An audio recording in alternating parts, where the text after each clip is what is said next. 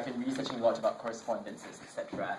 And in the process, I found I found this part from Yogi's Letters to a Young Poet, where I think one of his last letters, he copied out the young poet's sonnet in his own handwriting with a phrase that says,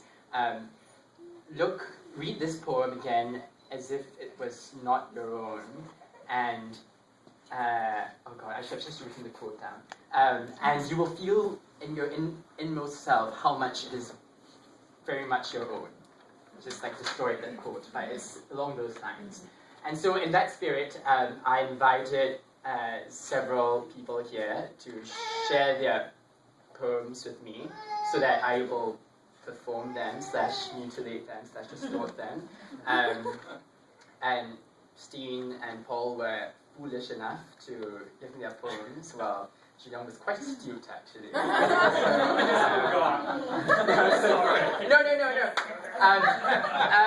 So I just wanted to preface this because I think I have deliberately taken like lots of liberties to distort this poem. So you guys should probably read it like on its own as well.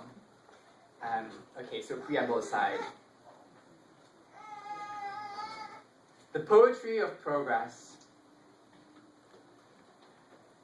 For oft, when on my couch I lie in vacant or in pensive mood, you flash upon that inward eye, which is the bliss of solitude. And then my heart with pleasure fills, and dances with the daffodils. William Wordsworth, 1815.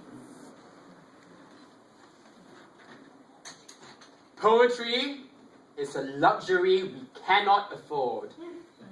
Lee Kuan Yew, 1968. She keeps awake for me. I tell her about my day's work, read her favorite poems. Lee Kuan Yew, 2010.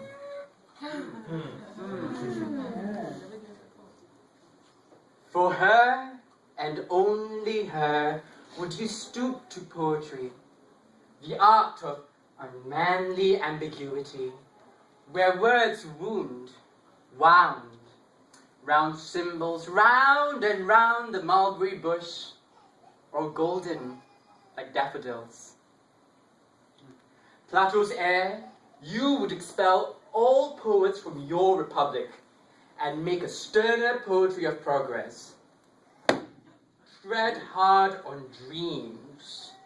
Poets traffic in them like opiates for the masses, pushing myths of happiness, when only the truth, sharp and pointing like your platonic knuckle dusters, is progress.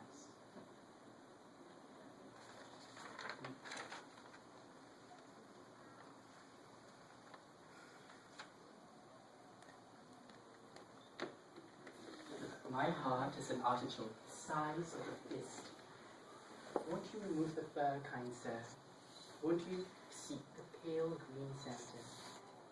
Will you not pull one by one the diamond leaves, exposed to smoke and heat? The nib. I don't mind how you prepare it.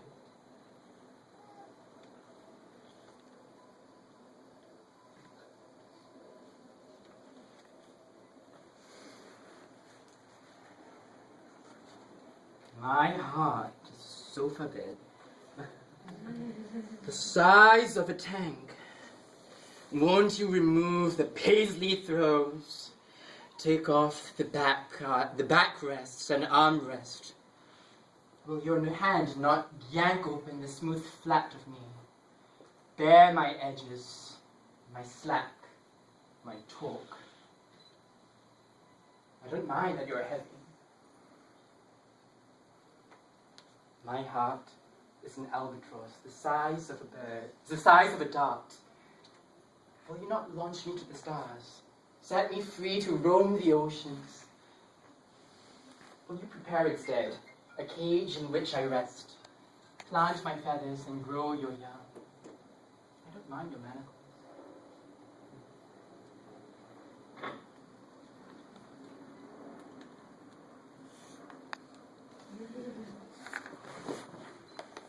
My heart's now a cicatrix, the size of a tomb. Will we now unleave at the end, uncleave, untwin, become undone?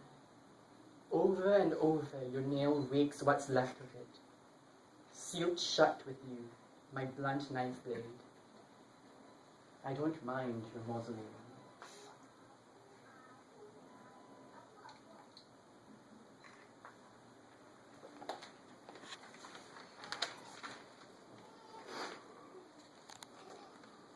Close the coffin.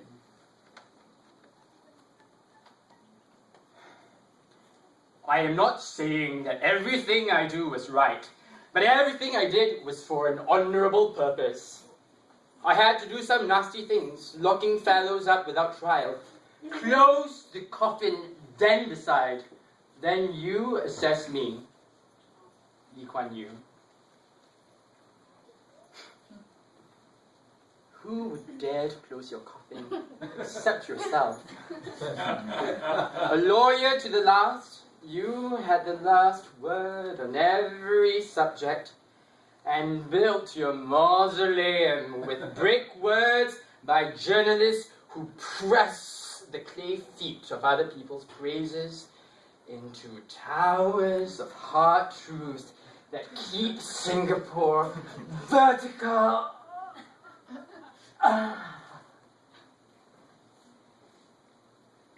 Even on soft reclaimed land. The brickwork fired well. The smoke lingers.